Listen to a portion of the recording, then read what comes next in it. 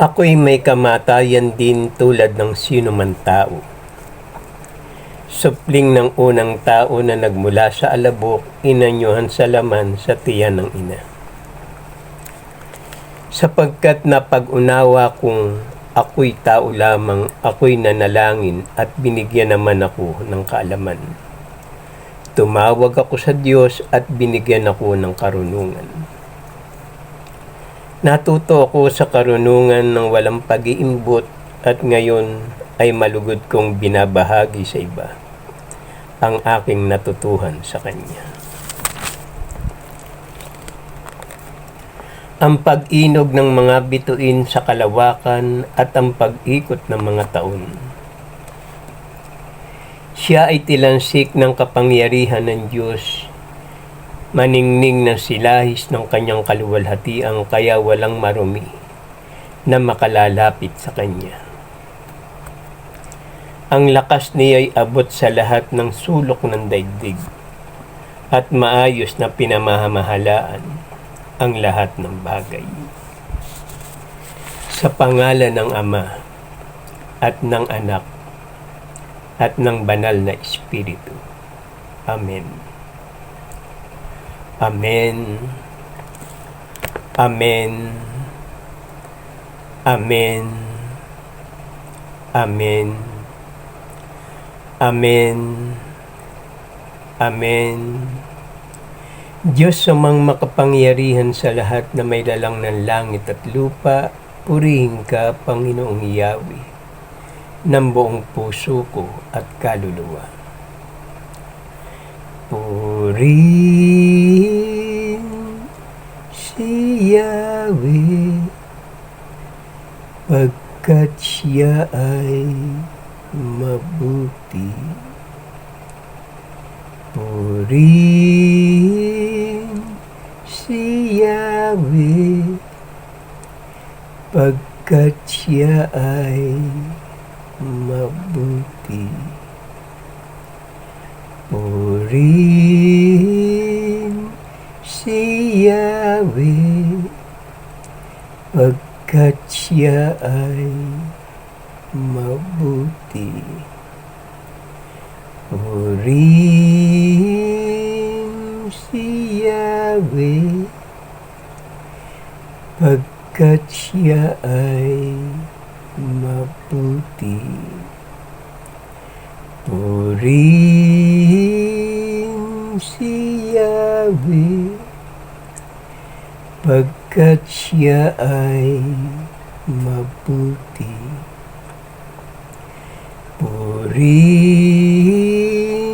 si Yahweh, pagkat siya ay mabuti. Purihin si Yahweh, pagkat siya ay mabuti. Pinupuri ko po ang inyong puso, isip, karunungan. Banal na Espiritu, banal na kapangyarihan. Malinis na pangalan, malinis na kalooban, at sa walang hanggang ninyong kadakilaan. Ama, maghari nawa ang kapayapaan, kasaganahan, pagmamahalan, pagbibigayan, pagmamalasakit, pag-ibig at katarungan. Diyos amang makapangyarihan sa lahat na may lalang ng langit at lupa, dagat at lahat ng mga nakikita natin at pati ang ating buhay. Mga isdang naglalakihan sa karagatan, mga hayop na kinakain sa kalupaan, mga gulay at prutas na nagbibigay sa atin ng kalakasan, mga puno at halamang gamot na ginawa ng Diyos, tinitimpla ito ng parmasyutika upang ipamahagi sa lahat na may karamdaman dito sa bayang Pilipinas at maging sa buong sanlibutan. O kay buti mo, Panginoong Yahweh, marapat lamang na kayo'y pasalamatan, kilalanin, paglingkuran, at sambahin sa pangalan ng Ama, at ng Anak, at ng Banal na Espiritu. Amen. Amen. Amen. Amen. Amen. Amen. Amen. Maraming salamat po, Ama, sa magandang umaga. Maraming salamat po, Ama, sa lahat ng biyaya na ipinagkakaloob niyo sa amin. Dito sa bayang Pilipinas, sa bayang Marilao, Mekawayan, Ilocos, Mindanao, Mindoro, Bicol, Metro Manila at sa buong karatig pook at sulok at gitna ng Pilipinas. Maraming salamat po, Ama, sa aming mahal na Pangulong si Bongbong Marcos.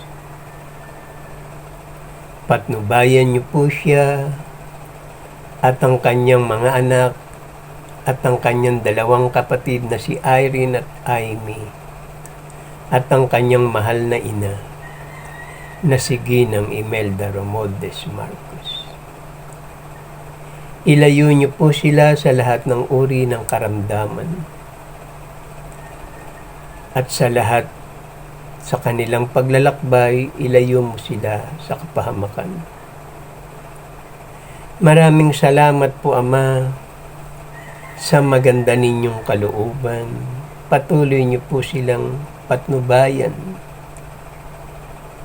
at gabayan sa lahat ng kanilang mga ginagawa sa araw-araw. At sa pag-travel sa ibang bansa at parito, Ilocos to Manila, bigyan niyo po sila at balutin niyo po sila ng baluti ng kaligtasan. Ama, mahal na mahal po namin kayo. Kayo ang aming Diyos, ang maghahari sa bayang Pilipinas. Salamat po sa maganda ninyong kalooban at sa walang hanggang ninyong pag-ibig at pag-iingat sa amin. Salamat po. Amen. Ako'y mananalangin sa bayang Pilipinas upang matamo namin ang tagumpay at maghari nawa ang kapayapaan, pag-ibig at katarungan. Pinupuri ko po ang inyong puso, isip, karunungan. Banal na Espiritu, banal na kapangyarihan. Malinis na pangalan, malinis na kalooban, at sa walang hanggang ninyong kadakilaan. Tayo na at manalangin, tayo ay pumikit upang madama natin ang kanyang pagmamahal at pag-aaruga sa atin. Ama namin na sa langit, sambahin nawa ang pangalan niyo, kayo nawa ang siyang maghari sa amin. Sundin nawa ang inyong kalooban dito sa lupa, tulad ng sa langit. Bigyan mo kami ng pagkain kailangan namin sa araw na ito, at patawarin mo kami sa amin mga kasalanan, para ng pagpapatawad namin sa nagkakasala sa amin. Huwag mo kaming iharap sa mahigpit na pagsubok, kundi layo nyo kami sa masama. Sapagkat sa inyo ang kaharian, kapangyarihan, at ang kapurihan magpasawalang hanggang. Amen. Purihin si Yahweh, pagkat siya ay mabuti. Our Father who art in heaven, hallowed be thy name. Thy kingdom come, thy will be done on earth as it is in heaven. Give us this day our daily bread, and forgive us our trespasses, as we forgive those who trespass against us. And lead us not into temptation, but deliver us from evil. For thine in the kingdom, in the power, in the glory, forever and ever. Amen. Purihin si Yahweh, pagkat siya ay mabuti. Ama namin na sa langit, sambahin nawa ang pangalan niyo. Kayo nawa ang siyang maghari sa amin. Sundin nawa ang inyong kalooban dito sa lupa tulad ng sa langit. Bigyan mo kami ng pagkain kailangan namin sa araw na ito, at patawarin mo kami sa amin mga kasalanan, para ng pagpapatawad namin sa nagkakasala sa amin. Huwag mo kaming iharap sa mahigpit na pagsubok, kundi layo nyo kami sa masama. Sapagkat sa inyo ang kaharian, kapangyarihan, at ang kapurihan magpasawalang hanggan. Amen. Purihin si Yahweh, pagkat siya ay mabuti. Our Father who art in heaven, hallowed be thy name. Thy kingdom come, thy will be done on earth as it is in heaven.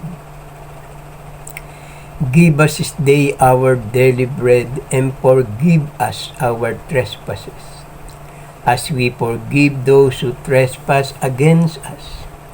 And lead us not into temptation, but deliver us from evil. For thine in the kingdom, in the power, in the glory, forever and ever. Amen. Purihin si Yahweh, pagkat siya ay mabuti. Ama namin na sa langit, sambahin nawa ang pangalan niyo. Kayo nawa ang siyang maghari sa amin. Sundin nawa ang inyong kalooban dito sa lupa tulad ng sa langit. Bigyan mo kami ng pagkain kailangan namin sa araw na ito, at patawarin mo kami sa amin mga kasalanan, para ng pagpapatawad namin sa nagkakasala sa amin. Huwag mo kaming iharap sa mahigpit na pagsubok, kundi layo nyo kami sa masama. Sapagkat sa inyo ang kaharian, kapangyarihan, at ang kapurihan magpasawalang hanggang. Amen. Purihin si Yahweh, pagkat siya ay mabuti. Our Father who art in heaven, hallowed be thy name. Thy kingdom come, thy will be done on earth as it is in heaven. Give us this day our daily bread, and forgive us our trespasses, as we forgive those who trespass against us.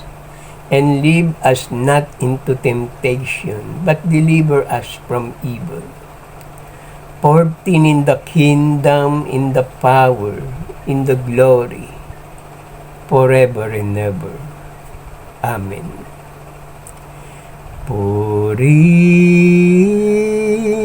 si Yahweh, pagkat siya ay mabuti. Ama namin na sa langit, sambahin nawa ang pangalan niyo. Kayo nawa ang siyang maghari sa amin. Sundin nawa ang inyong kalooban dito sa lupa tulad ng sa langit. Bigyan mo kami ng pagkain kailangan namin sa araw na ito at patawarin mo kami sa amin mga kasalanan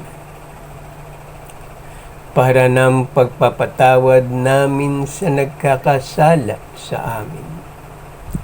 Huwag mo kaming iharap sa mahigpit na pagsubok, kundi layo nyo kami sa masama.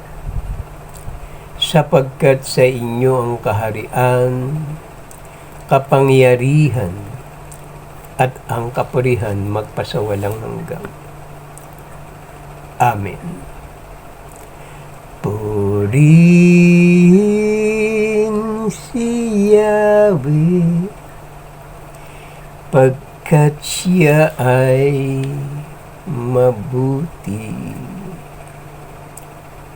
Maraming salamat po, Ama, sa magandang umaga, sa panalangin na may pasasalamat. Patnubayan niyo nawa ako, Ama, at lagi niyo po akong kalingain.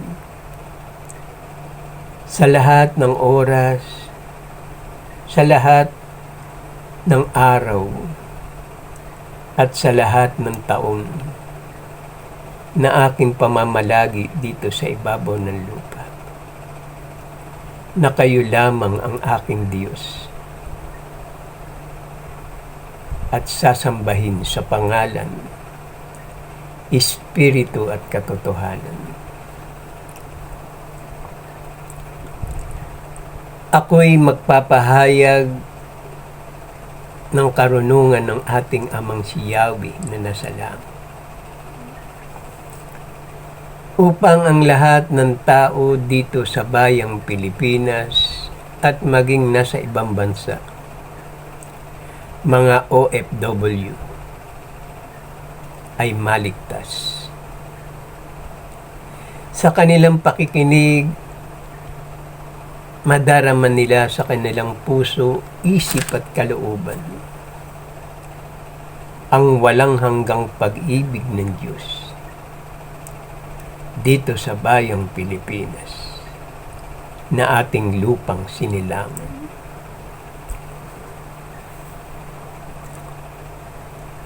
Maraming salamat po, Ama, sa walang hanggang ninyong tipan sa akin. Tipan na nagbibigay sa akin ng sigla at pag-asa na ang inyong salita ay maibahagi ko naman sa inyong mga anak dito sa ibabaw ng lupa. Maraming salamat po, Ama, sa walang hanggang ninyong tipan sa akin. Maraming salamat po, Ama, sa karunungan, sa kalakasan, sa mga biyaya na ipinagkakaloob niyo sa amin, kung anuman ang aming karamdaman. Ngayon pa lang ay pinupuksa mo at inaalis ang karamdamang ito upang hindi namin madarama na kayo lamang ang aming Diyos. Buhay una ngayon at magpakailanman. Mapuspos nawa tayo ng habag at kapayapaan at pagkalinga ng ating Amang si Yahweh na nasa langit. Siya ang ating Ama na paglilingkuran habang tayo'y nabubuhay. At kung tayo'y sumakabilang buhay, narito ang mabuting balita. Buhay, una ngayon at magpakailanman. Ama, maghari nawa ang kapayapaan, kasaganahan, pagmamahalan, pagbibigayan, pagmamalasakit, pag-ibig at katarungan. Tayo na at makinig sa nagsasalita upang pakinggan natin ang salita ng ating Ama, ang karunungan ng Diyos. Mula sa banal na kasulatan, ang mabuting balita ng kaligtasan. Kaya lahat ng mga tao, kung may pandinig kayo, tayo ay makinig. Upang ating maunawaan ang nilalaman ng kanyang mabuting balita.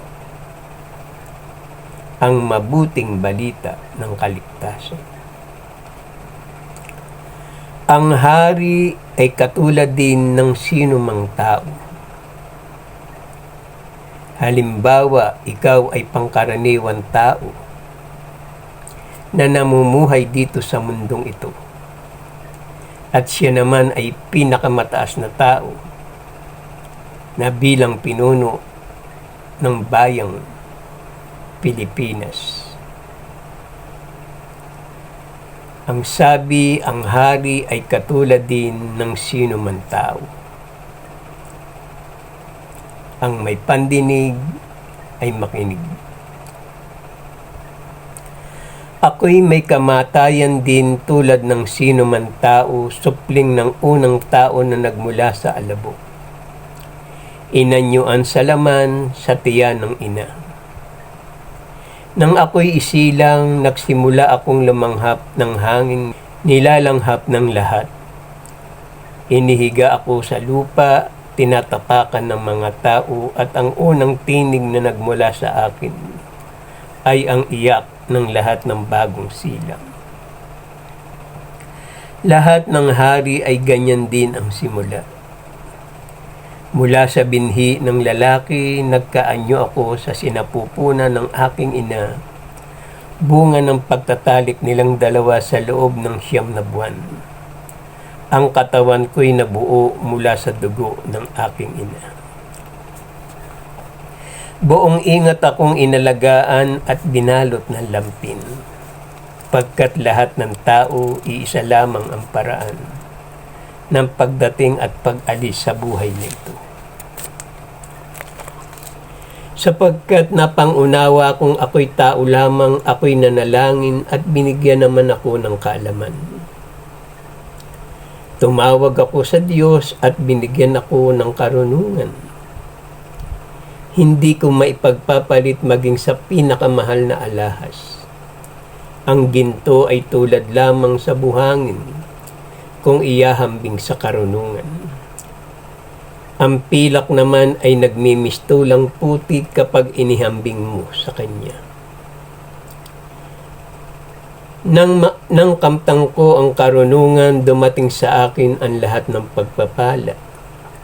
Siya ang nagkaloob sa akin ng kayamanan, walang kapantay.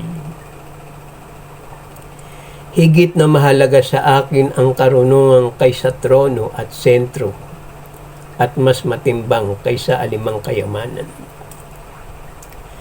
Para sa akin, siya'y higit pa sa kalusugan o kagandahan, mas gusto ko siyang kaysa alimang ilaw, sapagkat ang luningning niya'y walang pagkupas. Malaking kaligayahan ang dulot ng mga ito sa akin, pagkat ang mga ito'y bunga ng karunungan. Ngunit di ko alam noon na ang mga ito'y nanggaling sa karunungan.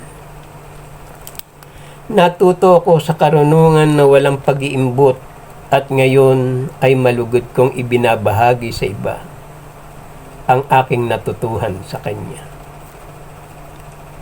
Loobin nawa ng Diyos na ang nasa isip ko'y maging karapat-dapat sa natutunan ko sa karunungan at ang hiyahayag ko'y maayon nawa sa kalooban niya. Sapagkat ang Diyos ang patnubay ng karunungan at Siya ang nagtutuwid sa marurunong. Siya ang nagbigay sa akin ng pagkaunawa sa kaayusan ng buong daigdig at sa mga lakas ng kalikasan. Hindi ko maubos ni numan ang yaman ng karunungan. Gamitin ninyo iyan at malalapit kayo sa Diyos. Ikinalulugod niya ang matuto kayo sa karunungan. Tayong lahat ay nasa ilalim ng kapangyarihan ng Diyos. Ang ating pagkatao, ang ating mga salita, ang ating pagkaunawa at ang ating kakayahan. Kung papaanong sinusukat ang takbo ng daigdig sa pamamagitan ng pagsikat at paglubog ng araw at ang pagbago-bago ng mga panahon. Ang pag-inog ng mga bituin sa kalawakan at ang pag-ikot ng mga taon. Natutuhan ko ang mga bagay na dati nang alam at ang mga bagay na wala pang ibang nakaalam. Ang karunungan ay mapagkawang gawa, mabait, matatag, tiyak na hindi mababalisa. Makapangyarihan at nakikita ang lahat ng bagay. Ang karunungan ay laganap sa lahat ng diwang matalino, matalas at dalisay. Sa kanya ko natutunan ang kalikasan ng mga nilalang na may buhay, ang ugali ng mga mababangis na hayop, ang lakas ng hangin, ang takbo ng isipan ng mga tao, ang pagkakaiba ng mga halaman at ang paggamit ng mga ugat bilang gamot. Sapagkat ang karunungan na humuhugi sa lahat ng bagay ang siyang nagturo sa akin. Ngunit ang diwa ng karunungan ay matalino at banal. Iisa ang kanyang kalikasan, ngunit napagkilala sa maraming paraan. Siya'y dalisay at walang katawan material at malayang magparot-parito. Malinis, nagtitiwala at di maaaring mapinsala. Maibigin sa mabuti, matalas at di malulupig. Pagkat ang karunungan ay mas maliksi kaysa damdamin. At dahil sa kanyang kadalisayan, siya'y laganap sa lahat ng bagay. Siya ay tilansik ng kapangyarihan ng Diyos, maningning ng silahis ng kanyang kaluwalhatian. Kaya walang marumi na makalalapit sa kanya. Bagamat nag-iisa ang karunungan, magagawa niya ang lahat ng bagay. At bagaman siya'y hindi magbabago, nababago niya ang lahat ng bagay sa lahat ng saling lahi. Siya'y lumalagay sa mga banal at ang mga ito'y ginagawa niyang mga propeta at mga kaibigan ng Diyos. Ang karunungan ay mas maganda kaysa araw. Higit ang kagandahan kaysa mga bituin na tigit pa sa liwanag. Siya ay sinag ng walang hanggang liwanag sa laming kinababakasan ng mga gawa at kabutihan ng Diyos. Walang pinakamamahal ang Diyos ng higit pa sa mga taong nawiwili sa karunungan. Sapagkat ang liwanag ay nahahalimhan ng dilim. Ngunit ang karunungan ay di nalulupig ng masama kailanman. Ang lakas niya ay abot sa lahat ng sulok ng daigdig at maayos na pinamamahalaan ng lahat ng bagay. Ang wika natin, Amen. Sa ating Diyos ang kapurihan, kadakilaan, karunungan. Pasasalamat, karangalan, kapangyarihan, kalakasan, katarungan, pagmamahalan, pagmamalasakit at pagtatagumpay, ngayon at magpakailanman. Amen. Ito ang gawain na may pasasalamat sa Diyos kung tayo'y mananalangin at hihingi sa banal niyang pangalan. Masasabi natin sa ating mga labi, maraming salamat po, Ama, sa maganda ninyong kalooban. Mga anak, mga kapatid, kung mananalangin tayo sa Diyos, sabihin natin sa pangalan ng Ama at ng Anak at ng Banal na Espiritu. Iwika natin sa ating mga labi ang 7 Amen at manalangin tayo ng 3 Ama namin bago matulog. At paggising ng umaga, 4 na Ama namin. Kailangan may sound. Kailangan pag kayo'y nananalangin sa ating Amang nasa langit at hihingin nyo ang lahat ng bagay para sa Kanya. At kung kayo ay nalalapit na sa Kanya, tiyak na kayo'y magkakaroon ng karunungan na nagmumula sa ating Amang nasa langit. Manalangin tayo ng manalangin araw-araw hanggang sa tayo ay nagkaedad at tayo'y nagkaedad na tumanda na tayo. Huwag nating tigilan ang panalangin sa araw-araw habang tayo'y nabubuhay. Sapagkat ito ang sandata natin sa mga likha ng kalikasan na hindi nating nakikita. Mapanlupig at malakas ang mga ito, tulad ng mga masasamang espiritu at ang gawa ng mga tao.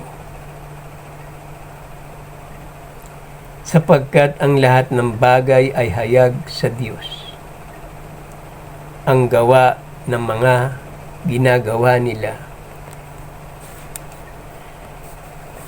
sa mga taong nadimlan ng masamang pag-iisip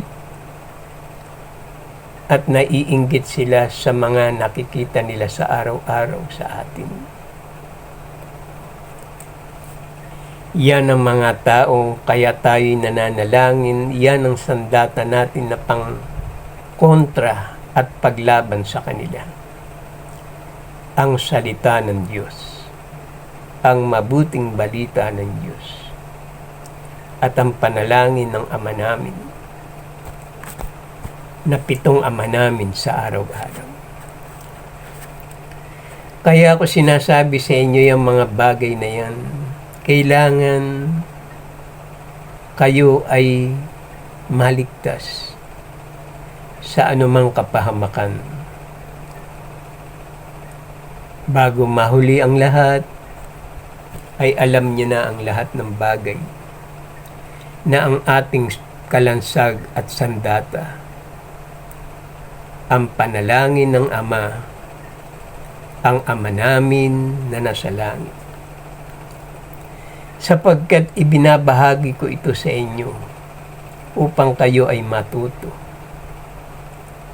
sa araw-araw na inyong pananalangin. Kailangan pag kayo'y nananalangin, bukas ang ating isip, puso at kalooban upang dumaloy ang kanyang kapangyarihan, kung karamdaman, kung anumang pagsubok ay agad niyang ipagkaloob sa inyo upang inyong mapagtagumpayan. Huwag kayong mahihiya sa ating Amang nasa langit sapagkat ang ginagawa ninyo ang nakalulugot sa kanyang harapan. Kaya mga kapatid, magulang, mga mahal na kaibigan, magbalik loob tayo sa ating Amang nasa langit. sapagkat iyan ang ipinahayag ng inyong puso, isip at kalooban. Salamat po Ama sa maganda ninyong kalooban, patuloy po ninyong kahabagan at patawarin ang lahat ng tumatawag sa inyo sa banal na pangalan. Amang Yahweh, Ama ko, yan ang kanyang pangalan. Sa lahat ng nakakita ng bidyong ito, mag-like, comment, and share at mag-subscribe po tayo para ang susunod na video ay agad ninyong mapanood. I-share natin ito sa ating mga mahal na kaibigan, kakilala, sa ating mother, father, sister, and brother, upang sila man ay makasamba sa ating Diyos na buhay, para ang pagpapala at biyaya sa loob ng inyong tahanan sumagana, siksik, liglig, umaapaw pa. Ito ang gawain na may pasasalamat sa Diyos. Halina kayo, mga kapatid, lumakad tayo sa liwanag na patungo sa ating Amang nasa langit, sapagkat Siya ang pinagmumulan ng lahat ng ating pangangailangan. Biyaya sa araw-araw, pag-asa, pagmamahal, kapatawaran at katarungan, pag-ibig at pagtatagumpay ngayon at magpakailanman. Binabasbasan ko kayo sa pangalan ng Ama at ng Anak at ng Banal na Espiritu. Amen. Amen. Amen. Amen. Amen. Amen. Amen. Ama, mahal na mahal po namin kayo. Kayo ang aming Diyos, ang maghahari sa bayang Pilipinas. Salamat po Ama sa maganda ninyong kalooban at sa walang hanggang ninyong pag-ibig at pag-iingat sa amin. Salamat po. Amen. Mapuspos nawa tayo ng habag at kapayapaan at pagkalinga ng ating Amang si Yahweh na nasa langit. Siya ang ating Ama na paglilingkuran habang tayo'y nabubuhay.